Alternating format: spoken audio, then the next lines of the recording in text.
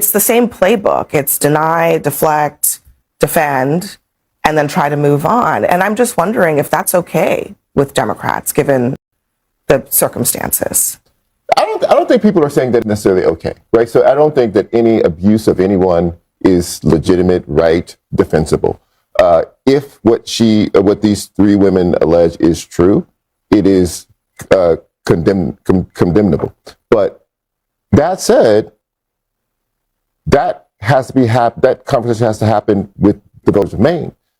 I will not be lectured by anybody who supports Donald Trump about the abuse of women, ever. So when Republicans try to enter that discussion with me, you cannot, unless you are going to say that you are also upset and unwilling to support someone who has bragged on tape about assaulting women. But what about the discussion with other Democrats? Right, that's what I'm saying. Because I mean, other Democrats are saying... and it's a primary, so hey, the Democrats need to make the decision. Yeah. And when it's over, whoever is goes up against Susan Collins, I'm for.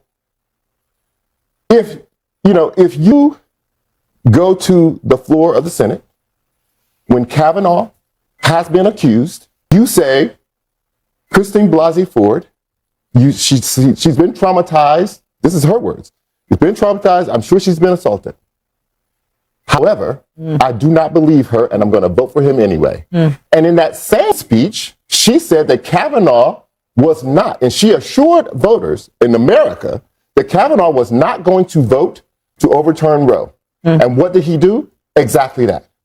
So at the end of the day, I'm going to support whoever comes out of that primary. It's interesting you mentioned the Christine Blasey Ford incident, and Ro Khanna, who ran Platinum's event, was very supportive of her, and the Democratic ethos for a long time was believe all women, and of course Christine Blasey Ford was lauded. She was hosted on The View. She was on the cover of Time magazine. She was on CBS. She was a celebrity for the left, and there was no evidence actually to suggest that she had even met Brett Kavanaugh, and yet the Democrats embraced that hook, line, and sinker, and now that has changed, and it's only changed because the accuser against Graham Plattner is a Republican. That is it. There is no difference. The only reason they want to discredit her, and the very people who were defending Christine Blasey Ford are now attacking her.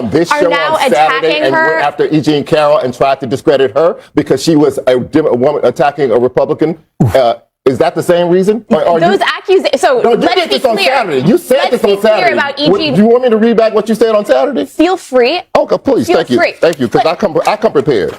Okay, so first thing you said. Okay, I would be careful here because people have had to pay millions of dollars for making the same comments that you're about to make. Okay, so let me read, and I'm going to start with the quote. I actually do think that if you look at E. Jean Carroll's case now, there is new evidence coming to light.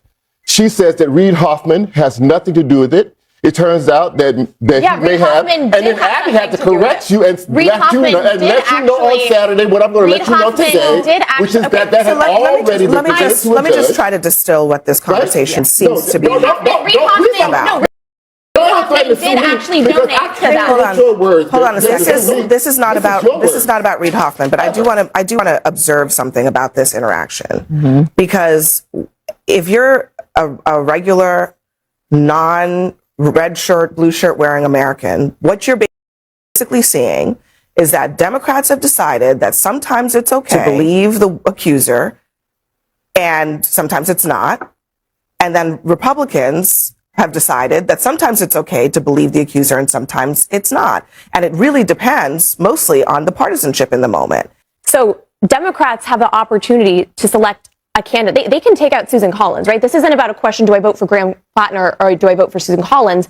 This is a question, do I vote for somebody who's normal or do I vote for somebody who has a Nazi tattoo? Let me just ask you one last thing, and then we have to go. Given everything that was said here, especially about the allegations against President Trump, many of which were validated in court, right? Given all of that, I mean, is that disqualifying for Donald Trump?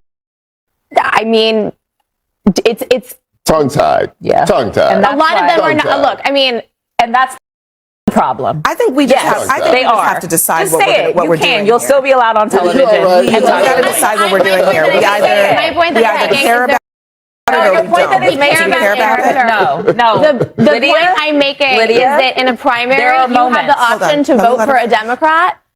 You can select a normal Just like person or a Republicans not had an violent opportunity to vote There are for and Republicans against Donald selected Trump. Donald Not Trump. once, not twice, but on 3 Yes. occasions.